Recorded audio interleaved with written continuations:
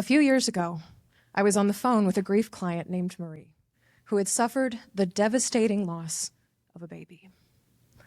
The death of this tiny, powerful dream of life was the absolute worst final blow after years and years of miscarriages and medical procedures, and Marie was understandably devastated. During this session, Marie told me a story about a friend of hers, an acquaintance, who had just announced her pregnancy on Instagram.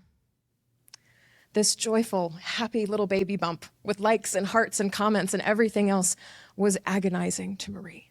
And on this call, she was wrestling vigorously, trying to figure out how to contort her heart into a shape where she could be happy for her friend. Marie felt gutted. Then she felt ashamed. I listened as Marie meticulously laid out two cases, one against this other woman's joy, and another against herself for feeling so hostile towards it. At the base of it all was a single story. There must be something wrong with me. I should be happy for her, she said. I should be able to congratulate her. I shouldn't feel so torn up about all this. As I listened, I was picturing Marie staring wildly at this roadmap with the socially acceptable destination of ecstatic new baby congratulations circled in bright red ink. And as Marie was staring at this map, she could not see a river or a road or a backwoods trail that could get her heart emotionally there. When Marie finished her story, I took a breath and said, "Of course, you'd be upset that somebody who was unkind to you is now pregnant, has that dream." In that moment, the energy of our call shifted, and I listened as the gears in Marie's head clicked and turned. When she started speaking again, she said, "I don't think I'd ever thought of that before, that I would be allowed to be upset about this whole thing. So wait a minute, I'm not being ridiculous?" "No," I said. "It sounds really normal to me." In an instant, Marie stopped spiraling, and instead of seeing herself as crazy, she saw herself through a much more compassionate lens, one where she was not broken or wrong, but where she was grieving, and that was okay. This was the day, the single moment, when I realized the power of words in grief.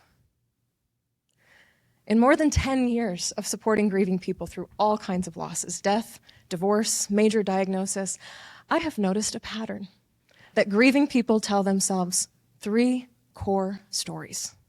The stories are, I'm crazy, I'm alone, and it's going to be like this forever. Crazy, alone, forever. Crazy, alone, forever. These are the records that grieving people have on repeat inside their heads, and they are reinforced by things as big and social and federal as a wimpy 3-day bereavement leave for biological human relatives only, I'm seeing heads nodding, and as personal and intimate as a longtime friend ghosting a griever just 1 month after the funeral. For a griever telling the story of, I'm crazy, this can often sound like, no one else gets how I feel. I should be over this by now. I shouldn't be feeling what I'm feeling. A griever telling the story, I'm alone, might say something like, everyone has stopped checking in. Everyone's stopped reaching out. The whole world has moved on without me. And even in a room or a house full of people, I am alone.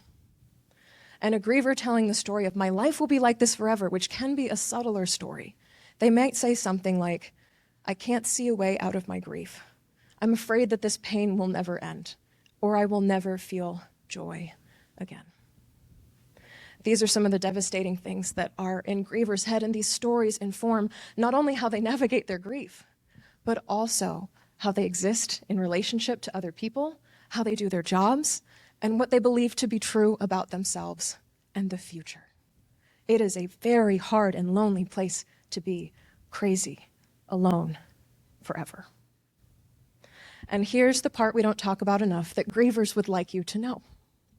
When grievers suffer a devastating loss, they're not just grieving the main event, like the death of a loved one. The number one thing they grieve is the friends, family, coworkers, and neighbors who fall away or fail to meaningfully comfort them because they just don't know what to say. Grieving people do not want to feel abandoned. Supporters don't want to unintentionally vanish, but in the silence that exists between the two of them, relationships weaken and fracture and even often end. In all of my years of grief coaching, here is what has surprised me most. For as much as these stories, these words, can change a grieving person's life and make them feel trapped and alone, words are also the key to unlocking and changing those stories, not only to comfort our grieving friends, which would be enough, but also to write a new story where our grieving friends are not crazy, are not alone, and are able to move forward with us, their supporters, by their side. Since that session with Marie, I have developed 3 phrases, you will see them here, that comfort a grieving person, no matter the type of loss, no matter how long it's been. The phrases are, of course, I'm here, and right now. Let's use them together. For a grieving person telling the story, I'm crazy, of course comes into conversation and validates their emotions. So if they say, it's been 7 years since my dad died, I shouldn't be so sad still. You can say, of course you're still sad. Your dad is still dead. Suddenly, they aren't crazy anymore. For a griever telling the story, I'm alone. No one gets how I feel. The phrase, I'm here, quietly accompanies them and shows them that your shoulders share their pain. So when they say, nobody gets how I feel, you say, I may not understand entirely, but I'm here, and I will not forget that you are a grieving person. I'll keep checking in on you. Suddenly, they are no longer siloed in isolation. Lastly, for a grieving person telling the story, my life will be like this forever.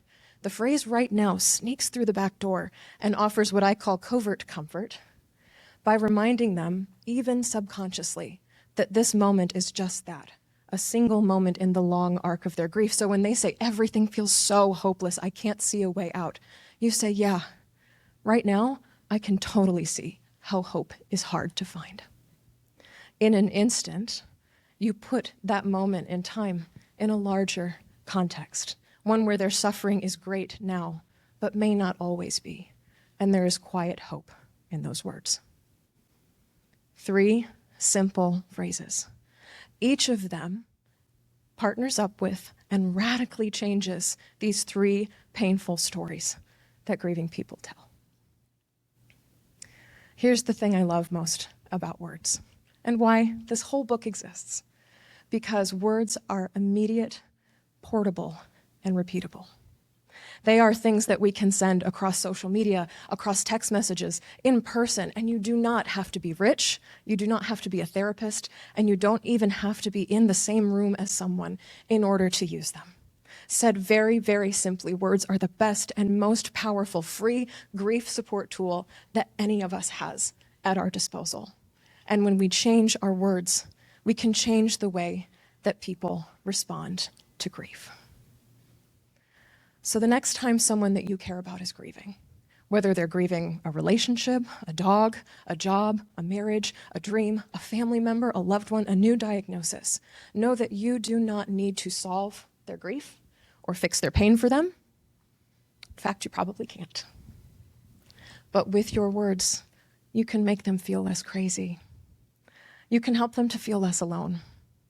And you can create a world where the pain and suffering of this moment does not last forever and ever. Your biggest grief support asset is not your money, your energy, your emotional intelligence, or even your time.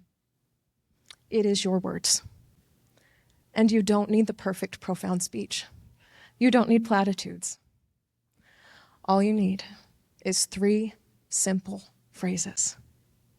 Of course, I'm here, and right now. Thank you.